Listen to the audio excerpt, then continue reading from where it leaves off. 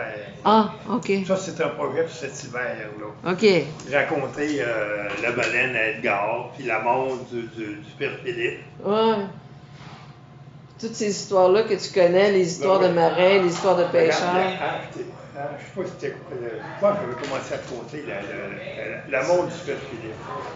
Le père Philippe, il y avait une grosse montre en or. C'est un souvenir de famille. Ouais. Mais le père Philippe, il allait pêcher amoureux. Il sortait avec sa barque, pêcher amoureux au large. Ouais. Puis, à un moment donné, il a échappé sa montre en sortant de grosse morue. La montre est tombée à l'eau. Et il était déçu en ciboire. C'était une vieille montre de famille, puis il tenait à garder. Il retournait pêcher dans le coin. Quelques jours plus tard, il pogne une grosse morue. En l'ouvrant, dans le vent, il a retrouvé sa montre. Puis elle marche encore.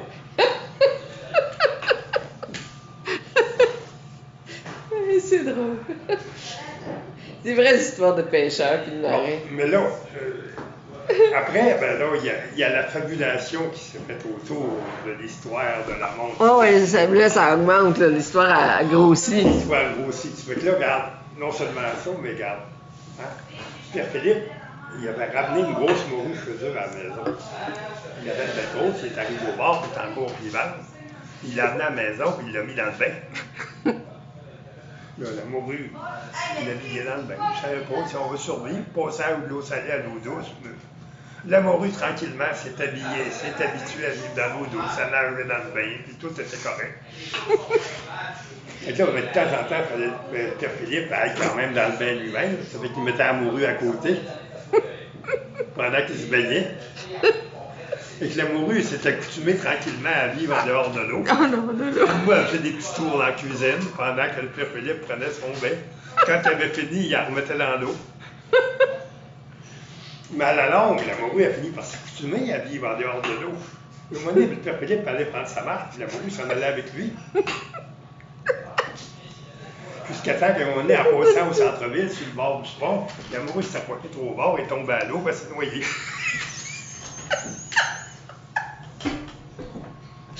C'est fou. C'est qui racontait ça? Ah, ben là, C'est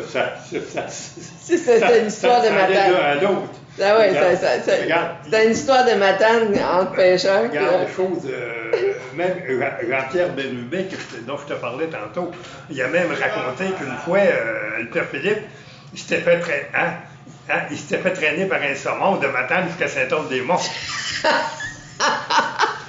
Puis il dit, c'est pas tout, il dit, le rocher percé, c'est à lui qu'on jouait son trou.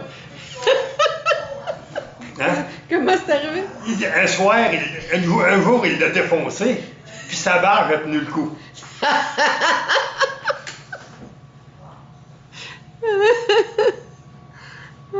C'est drôle. Ça fait que... Il y en a comme ça. T'en as toute une série, hein? Ben, il y en a une série. Ouais. Le père de... Faut que tu les écrives. Ah, il y avait la baleine à Edgar. La baleine Edgar. Edgar. Hein? Edgar Vézina. Il y avait un bateau moteur, il amenait les touristes à la pêche à morue au large. Parce que dans les années 75-80, il y avait beaucoup de morue, on allait pêcher ici. Oui. Ils sortaient au large, amenaient tout le monde pêcher à morue. Ouais. Puis j'en prenais. À la ligne ou au filet? À la ligne. À la Ouais, ligne. à la ligne. Au gigant. Hein? Fait que là, Edgar sortait ici, on avait un ski, il s'en allait, je sais pas moi, dans 100 pieds d'eau à peu près. Ouais. Il s'ancrait là. Il pêchait. Puis les touristes pêchaient. Ouais. Puis un bon jour, il est sorti hier, il dit, je suis sorti au large avec mes touristes. Il dit, je mets ancré en avant. Mais il y avait un paquet de baleines, il dit, baleines d'un bord, baleines de l'autre. Je regardais aller, les touristes pêchaient, je les énervais un peu. Mais à un moment donné, il y a une baleine qui arrive, la gueule tout grande ouverte, puis elle passe à côté du bateau. Il dit, je la vois, elle pogne mon câbleau en travers de la gueule, puis elle plonge. Ben, il dit, c'est pas long, je la vois ressortir à mon grappin à travers de la gueule, puis elle est repartie. Il dit, il y a le bateau qui s'en allait en terre, il dit, regarde, on touchait quasiment avec la crête des vagues, les touristes étaient tout énervés. Il dit, j'ai poigné ma hache, puis j'ai coupé mon câbleau. Il dit, calvaire, j'ai perdu mon grappin. Là, il tirait un peu sur sa rouleuse, puis il s'en allait.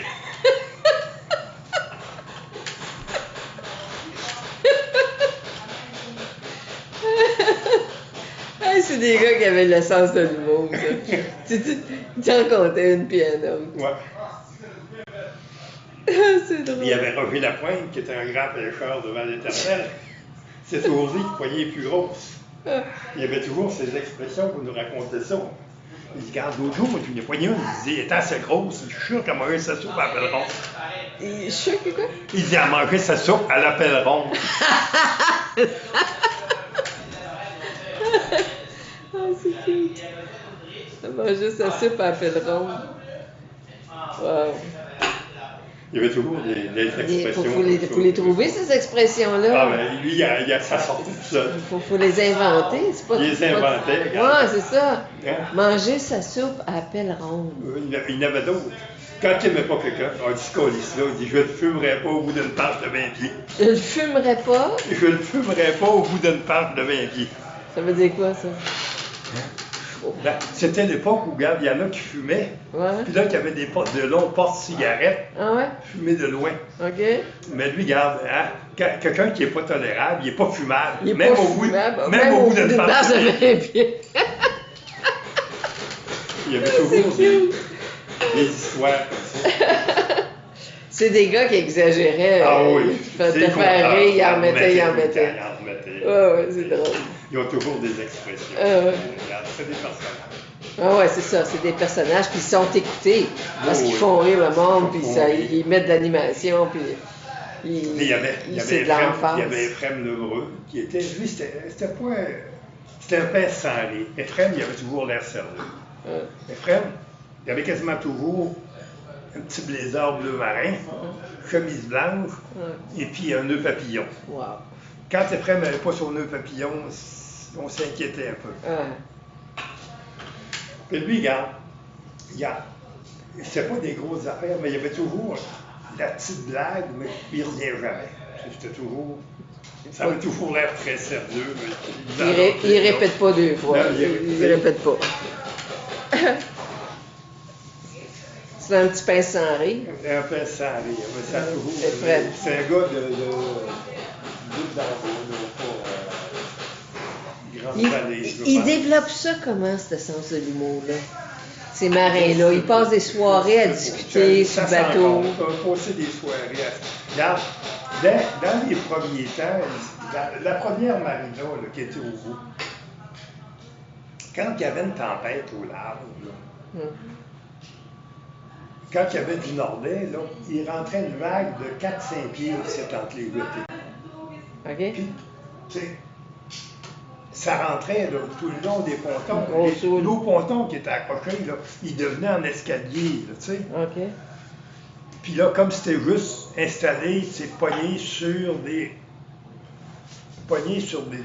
après des tracts de chemin de fer, boulonnés au mieux chez un quai de bois qui n'était pas trop safe.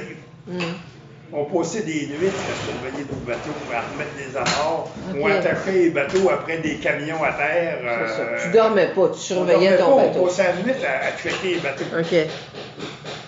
Mais là, il s'en comptait des histoires. Ben oui, c'est ça. Oui, c'est ça. Il fallait rire, là. Ouais. C'était des moments où il fallait trouver. C'est pour ça que j'ai fait, moi, construire le petit brise-lames à l'entrée. Ça compte, hein? Parce que si tu regardes les papiers que je t'ai donnés, regarde la photo de l'époque, là. On va fouiller là-dedans, là. Les deux jetées comme ça étaient un peu ouvertes en entonnoir. De sorte que quand la vague rentrait entre les deux, à mesure que ça resserrait, la vague montait. Ben, ça fait que rendu ici au fond, là, la vague, si tu avais une vague de 5-6 pieds là, souvent elle était plus grosse rendue ici. Ah ouais. Puis là, on n'avait plus la protection qu'on a maintenant, on ne l'avait pas. Ouais. Quand il y avait du nord-est, c'était effrayant la vague qui rentrait. OK. Maintenant, je veux dire, avec la réfection de la marina, avec les jetées qui ont été refaites parallèles, on n'a plus ce phénomène-là. les jetées ont été faites parallèles, donc on n'a plus ce grossissement de la vague entre les deux. Et puis ensuite, la même largeur tout le long. C'est la même largeur tout le long. Et ensuite, comme c'est plus du palplan, ou donc des murs droits, mais c'est de la pierre, donc il y a comme un effet de friction qui petit à petit fait diminuer la vague. Et en plus, on a rajouté ici un brise-lames à l'entrée de la marina, de sorte qu'à cette heure, il ne rentre jamais une vague ici. Mais à l'époque, c'était très sérieux, de sorte qu'on devait, on a souvent veillé là, à surveiller les bateaux. Parce que ça levait. Pour pas tout perdre. À Montréal, là, quand tu arrives du large, puis que tu arrives, par exemple, du lac Saint-Pierre, puis il y a les îles de Varennes, puis après ça, tu rentres dans le port de Montréal, ça rapetisse. Ouais. Et si tu as un vent dans le dos, là, ça m'est arrivé, là, un vent dans le dos, puis la vague, elle montait. Jusqu'à temps que tu arrives dans le port de Montréal, ça s'élargisse un petit peu, là. J'ai déjà plané sur une vague. Tu sais, c'est quelque chose, là, quand ça rapetisse, là, puis que ça lève. L'eau, elle doit passer. Il faut bien qu'elle passe quelque part. Si tu serres ses côtés, elle monte. Elle monte, c'est ça. Puis, aussitôt, si tu es dans le riz, ça s'étend. Ça s'étend, c'est ça. Puis ça s'aplatit, puis... C'est le phénomène. Puis, il y a eu un certain temps, à l'entrée, pour contrer ce phénomène-là, on avait construit 2 caissons à l'entrée des 2 jetées. Des caissons de bois remplis de pierre, qui rétrécissaient, qui ramenaient ici les 2 côtés, à peu près à la même largeur qu'au fond. Mais ces caissons de pierre, ces caissons-là ont duré quelques années, puis ensuite ils se sont défaits, puis ils n'ont jamais été entretenus ni remplacés. Tout ce qui a resté, c'était un tas de roches ici, puis un tas de roches là, mais toutes les caissons de bois se sont démolis, ça a duré seulement quelques années. Les gens savaient pas, les gens qui suivaient n'avaient pas été... Bon, il y avait personne pour s'occuper de l'entretien, le fédéral... La relève, là, non mais la relève, il faut la former, il faut la préparer.